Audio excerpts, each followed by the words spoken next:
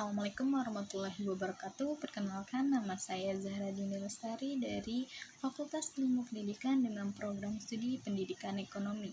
Di sini saya akan menjelaskan tentang teori-teori perkembangan terhadap manusia, mata pelajaran perkembangan peserta didik dengan dosen pengampu Bu Cynthia Anissa, RP, SPD, MPDE.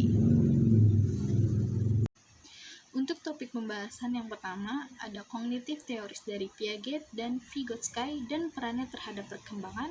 Yang kedua ada ecological theory dan perannya terhadap perkembangan. Yang ketiga ada ethological theories dari Lawrence Bowlby dan Hinde dan perannya terhadap perkembangan. Di sini ada kognitif teoris dari Piaget, Vygotsky dan perannya terhadap perkembangan. Dalam teori Piaget maupun teori Vygotsky, dikemukakan bahwa interaksi sosial memegang peranan penting terhadap perkembangan kognitif seseorang. Keberadaan dua teori ini tentunya dianggap berpengaruh walaupun memiliki perbedaan yang cukup jelas. Pada zaman di mana kedua teori ini berkembang di kalangan psikolog, Piaget dan Vygotsky mengklaim bahwa teori yang mereka miliki masih berdiri masing-masing. Sampai akhirnya penelitian terkini menemukan bahwa teori-teori tersebut tidak sepenuhnya bertolak belakang dan tetap bisa saling melengkapi. Ada perbedaan yang kontras dari teori Piaget mengemukakan bahwa seseorang dapat belajar secara mandiri dengan orang-orang di sekelilingnya. Sedangkan Vygotsky berpendapat bahwa seseorang ditunjang dengan interaksi sosial agar dapat berkembang. Adanya keterlibatan sedalam aktivitas sosial membuat bahasa dan kognisi diri seseorang dapat berkembang. Selanjutnya ada teori Piaget. Jean Piaget mengembangkan teori perkembangan kognitifnya berdasarkan penelitian yang bersubjek anak-anak, sehingga ia dikenal atas teori pembelajaran kognitif. Melalui pengamatan The Theory of Cognitive Observation Learning, menurutnya ada 4 tahap perkembangan kognitif yang dilalui setiap individu. Di antaranya yang pertama, tahap sensorimotor. Yang kedua ada tahap pra-operasional. Yang ketiga ada tahap operasional konkret. Dan yang keempat ada tahap operasional formal. Selanjutnya ada teori dari Vygotsky. Vygotsky mempunyai teori perkembangan kognitif yang disebut teori sosiokultural, the sociocultural theory. Vygotsky mempelajari perkembangan mental anak yang mencakup bagaimana mereka bermain dan berbicara. Tidak hanya itu, ia juga mempelajari hubungan antara pikiran dan bahasa. Ada 3 konsep penting berhubungan satu sama lain. Yang pertama ada hubungan antara bahasa dan perkembangan kognitif anak. Vygotsky berpendapat bahwa bayi tidak memiliki ucapan karena tidaklah begitu penting bagi mereka untuk menguasai bahasa. Anak-anak akan mulai menangkap bahasa dan berbicara secara konstan pada mereka saat bermain. Dalam hal ini, hubungan antara pikiran dan bahasa sangat dekat. Pembelajaran anak-anak dipengaruhi oleh bahasa dan budayanya. Yang kedua ada konsep internalisasi. Tahapan perkembangan kognitif seorang anak mulai mempelajari konsep baru dengan meniru, lalu meniru dan memahami, barulah sampai kepada internalisasi konsep. Tahap-tahap internalisasi adalah ketidakmampuan untuk menyelesaikan tugas atau perintah secara mandiri. Yang kedua, mampu menyelesaikan tugas atau perintah dengan bantuan verbal dari individu yang lebih berpengalaman. Yang ketiga, mampu menyelesaikan tugas perintah dengan bantuan tindakan dari individu yang lebih berpengalaman. Yang keempat, ada internalisasi selesai. Seorang memiliki kemampuan menyelesaikan tugas atau perintah secara mandiri. Yang selanjutnya ada zona perkembangan proksimal. Faktor sosial sangat berpengaruh setiap perkembangan kecerdasan seseorang. ZPD menerangkan potensi seseorang akan berkembang kognitifnya. Skema berikut adalah zona di mana hal telah diketahui seseorang individu yang belum. Di sini ada zona di mana seseorang belum bisa melakukan tugasnya, zona perkembangan proksimal seseorang dapat melakukan sesuatu dengan bantuan, dan yang terakhir adalah seseorang dapat melakukan hal baru tanpa ada lagi bantuan dari pihak lain. Selanjutnya ada perkembangan bahasa pada anak hingga dewasa. Manusia tidak langsung terlahir dengan alat ucap yang sempurna. Alat ucap digunakan untuk menghasilkan suara yang lebih memiliki sebuah ungkapan. Seorang balita akan mencoba membuat bunyi-bunyian secara sembarang untuk mengungkapkan apa yang diinginkannya. Sementara itu, orang-orang di sekitarnya akan mencoba menelaah apa yang ia maksud. Hal itu akan menjadikan informasi baru bagi sang bayi. Selanjutnya, akan ada beberapa tahapan lagi yang dilalui setiap orang dalam perkembangan bahasanya masing-masing. Yang pertama ada menciptakan frasa. Menciptakan frasa, proses berbahasa pada anak-anak dimulai dengan menyerap kata-kata yang ia dengar di sekitarnya. Pada tahap usia ini, anak-anak perlu menyerap informasi sehingga kata yang akan ada di benak mereka menjadi sebuah informasi. Dengan begitu, semakin banyak kata beserta maknanya, seorang anak akan dapat merangkainya satu per kata menjadi sebuah frasa yang memiliki arti. Yang kedua ada fonologi. Fonologi berkaitan dengan masalah bunyi-bunyian, baik yang diucap maupun yang didengar. Perkembangan bahasa pada anak secara kognitif sangat dipengaruhi oleh lingkungannya. Apa yang didengar oleh seorang anak akan menjadi alat berkomunikasi dengan diucapkannya lagi pada konteks yang berbeda. Tentunya hal ini dapat dilakukan apabila sebuah kata telah dipahami maknanya. Yang ketiga ada morfologi. Morfologi berkaitan dengan perubahan bentuk pada kata. Kata yang terkadang harus dikembangkan agar bentuknya sesuai dengan konteks.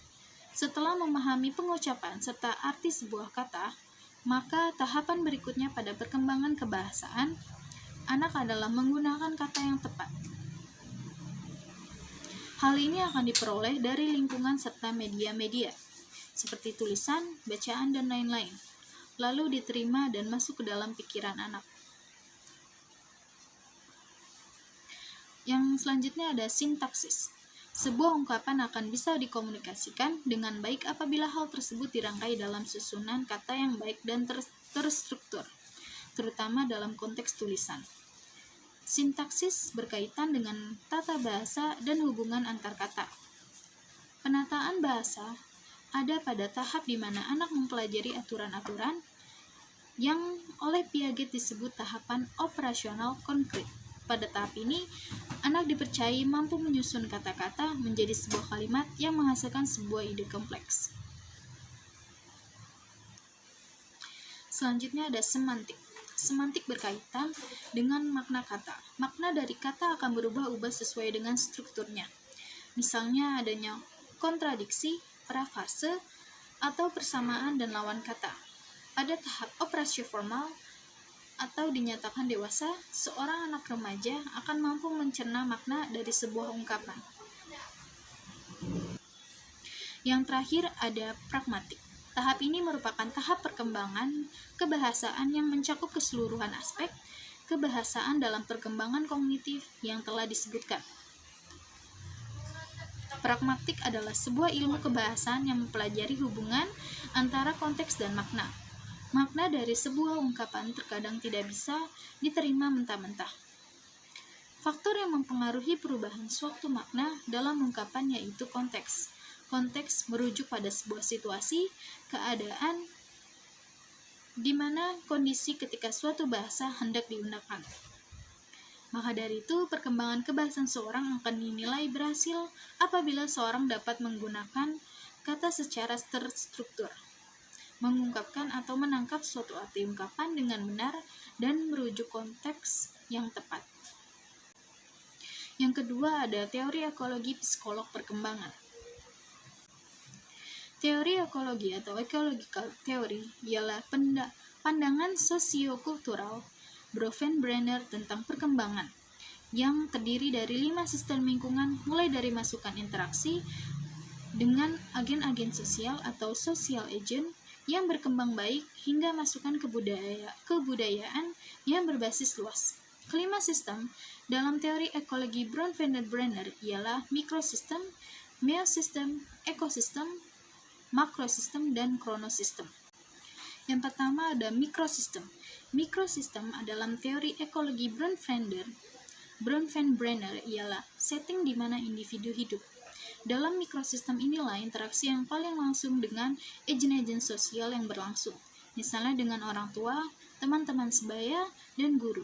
Individu tidak dipandang sebagai penerima pengalaman yang pasif dalam setting ini, tetapi sebagai seorang yang menolong membangun setting. Yang kedua ada meosistem. Meosistem dalam teori ekologi Bronfender-Brenner meliputi hubungan antara beberapa mikrosistem atau hubungan antara beberapa konteks. Contohnya ialah hubungan antara pengalaman keluarga dan pengalaman sekolah. Pengalaman sekolah dalam pengalaman keagamaan, dan pengalaman keluarga dengan pengalaman teman sebaya. Yang ketiga ada ekosistem.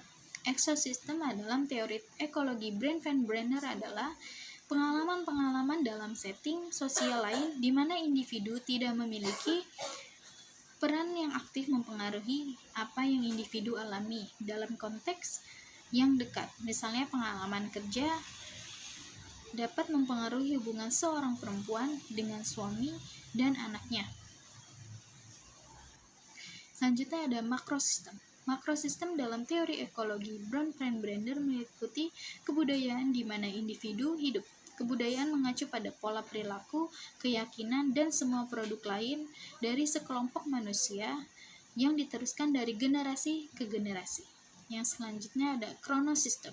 Kronosistem dalam teori ekologi Bronfender-Brenner meliputi pemulaan peristiwa-peristiwa lingkungan dan transisi sepanjang rangkaian kehidupan dan keadaan-keadaan sosiohistoris. Misalnya, dalam mempelajari dampak perceraian terhadap anak-anak, para peneliti menemukan bahwa dampak negatif sering memuncak pada tahun pertama setelah perceraian dan bahwa dampak lebih negatif bagi anak laki-laki daripada anak perempuan. Yang ketiga ada teori etologi dalam psikolog perkembangan. Teori etologi dalam psikologi perkembangan memandang bahwa perilaku sangat dipengaruhi oleh biologi dan evolusi. Teori etologi merupakan sebuah studi mengenai tingkah laku, khususnya tingkah laku perseorangan. Teori ini juga menekankan bahwa kepekaan kita terhadap jenis pengalaman yang beragam berubah sepanjang rentan kehidupan. Dengan kata lain, ada periode kritis atau sensitif bagi beberapa pengalaman. Konsep pendekatan metodologis dalam etologi atau pendekatan yang memahami tingkah laku dengan setting yang alamiah konsepnya. Ada mengetahui informasi tentang orang tersebut sebanyak mungkin, ada mengganti tingkah laku khasnya, dan yang terakhir ada membandingkan dengan tingkah laku orang lain. Selanjutnya ada teori Bowlby.